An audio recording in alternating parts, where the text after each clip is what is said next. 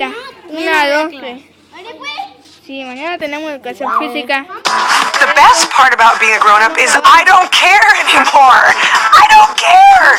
When you get into your adulthood, you can be more confident about bad dancing. Used to have a great body in my 20s. Now I'm a grown-up, just trying to maintain the crappy body I have. It sucks.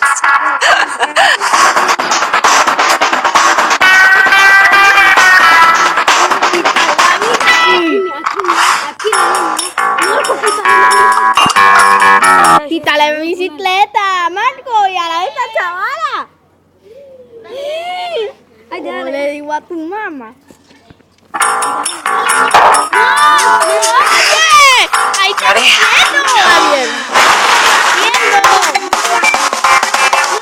I think it's important for a grown-up to know how to give the birds and the bees talk because we know the correct information. Aquí.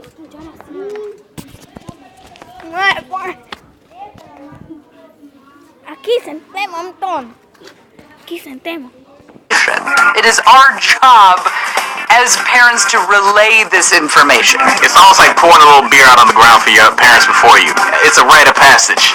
Your parents did it, their parents did it terribly, and now it's your turn. Giving the birds and the bees talk to children, they have to be your children, otherwise it's very weird.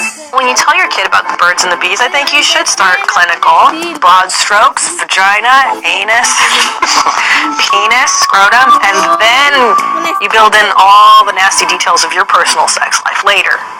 I know some parents tell their children, no, you have a cookie, or you have a slu-slu, or a flap-flip, or a zim-zam. I guess I should have said penis and vagina instead of dirty place.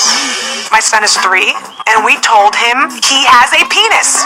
And of course, he's curious, so the first thing he asked me is, Mommy, where's your penis? And I said, in my purse, don't go through Mommy's things. I'm not worried about doing the talking during the birds and the bees talk. I'm worried about the questions coming back at me. Like, Daddy, what's a threesome? I'm like, I don't know. Sometimes a man and a woman and a strangely much more aggressive man decide they want to pay rent that month. Go ask your mom. I say with a kid, you just get right into the kinky stuff. Bondage, masks, whips.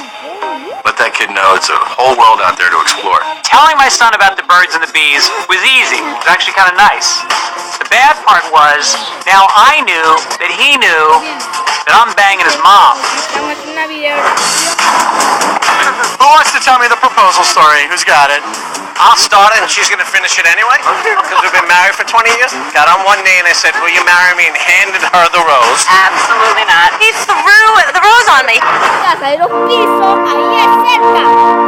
Aquí. You have a lot of options for a proposal. You can be romantic, you can be spontaneous, or you can just not think about it at all, like I did. I asked my wife to marry me pretty soon after we had started dating. Now, I'm not saying everybody should do it that quickly. I needed to rush it because I didn't want her to figure out that she could do better, which is a real concern of mine. Buying the ring, that's a grown-up thing right there. I mean, you got to know the 5 C's: cut, clarity, carrot, and then the other 2 that guys don't know but girls do. You have to keep one thing in mind when you're buying the ring. You have to think about the joy that she's gonna feel when her girlfriends are jealous. This is about petty jealousy. I went to the jewelry store and they put out a bunch of diamond rings that are in my price range. I found the one that looked most like a championship ring. That's my only frame of reference. I'm a dude. Most guys plan things out and I think that's awesome. I did it the exact opposite way. I proposed without a ring. That's like trying to rob a bank without a gun. You're supposed to do that whole 2-month salary thing? Fine, I'll do that, but I get to pick the 2 months, all right? I'm gonna do August of '85 when I delivered papers, and I'll do last July when I broke my leg and was barely able to work. Touchy subject in the Segura home.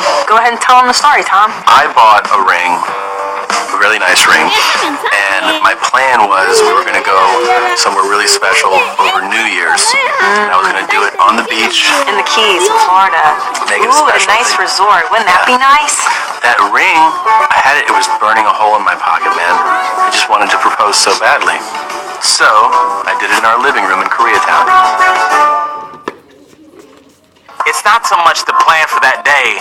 She's looking at how well you're gonna plan for the future. Your kid's college, your financial situation. So if you ask her at a Waffle House, she's doing her math, she's like, with this dude, 10 years from now, I'm gonna be working here. My dream proposal starts and ends at the Cheesecake Factory. I would like him, ideally, to hide the ring in the cheesecake. I'll accidentally eat it a day later. We're in love. A living room in Koreatown. It was the worst place on earth. She still writes me about this all the time. Like, don't you see, like, the heart in it? Look, guys, you got one chance to propose. It's the beginning of a marriage. Make it memorable, because I can guarantee you, you're going to remember the divorce. Is it important as an adult to know how to dance properly? I think for a man, yes, not for a woman. I think I still dance the same. I keep the same two-step. Terminal en el minuto 23:53. White girl. You're still doing that move?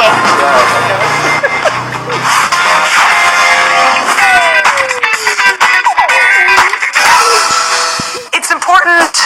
Mira la mamita que llora. Allá viene tu mamita. Feliz día de los inocentes.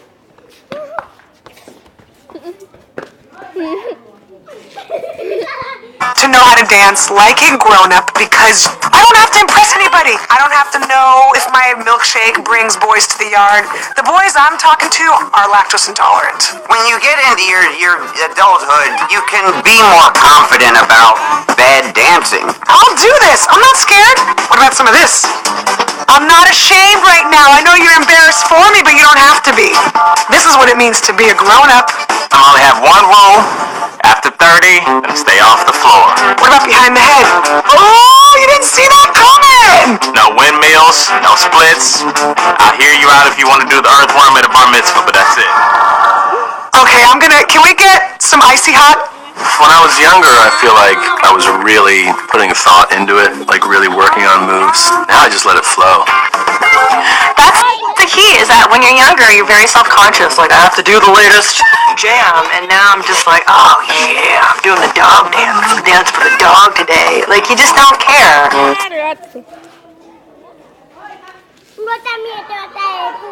No, ole igual a mi mamá.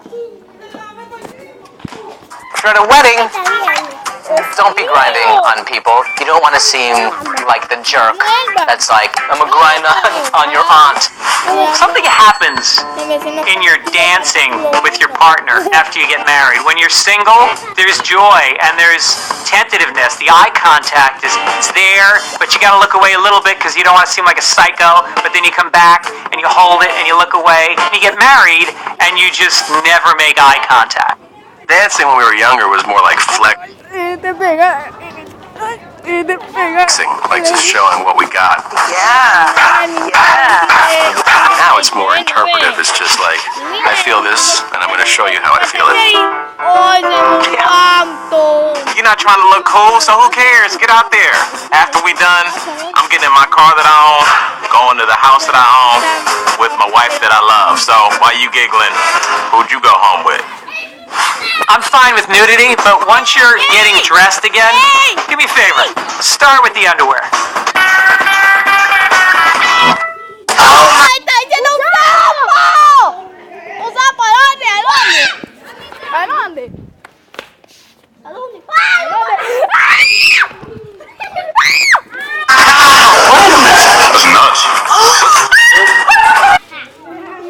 ¿A dónde? Mentira, no era nada. Whoa, that's crazy. Holy crap! How the hell is that? Are you serious? Stop it! The Carbonaro Effect. All new episodes start Thursday, October 30th at 10 on the new trutv. Way more fun. ¡Mira qué fue que hiciste! Solo de aquí, mira. ¡Oh, no! Mamito sabe eso también. ¿Verdad que solo lea en el... ¡Ey, coy! ¡Deje de tocar, hombre! En el cuadrito, dale, solo.